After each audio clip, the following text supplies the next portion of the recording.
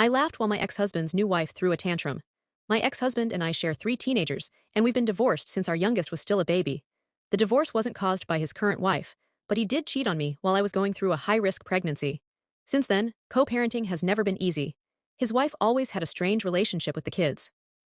One day she'd be cold, irritated, and snap at them for no reason, and the next she'd beg them to call her mom and tell them how much she loved them. She even shared details about her infertility struggles and IVF treatments, as if it was somehow their responsibility to make her feel better. The kids never asked for any of that, and over the years it pushed them further away instead of bringing them closer. After years of therapy, court hearings, parenting classes, and constant family drama, the judge finally decided our kids were old enough to choose how often they wanted to visit their father. All 3 of them made the same choice, 1 weekend a month. His wife absolutely hated it. She kept insisting they were being manipulated, even though nobody was forcing them to do anything. Then Mother's Day came around. My ex and his wife planned a Disney trip and wanted the kids to come along. He called me and asked if they were interested. I said I'd ask them. It took less than 10 seconds for all 3 kids to answer. No, not maybe, not later, just no. When I passed along their answer, everything exploded.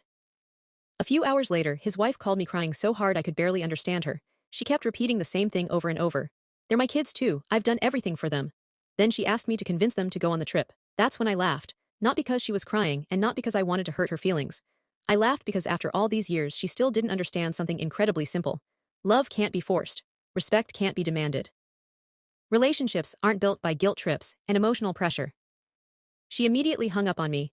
Since then, both she and my ex have been blowing up my phone, calling me heartless and cruel.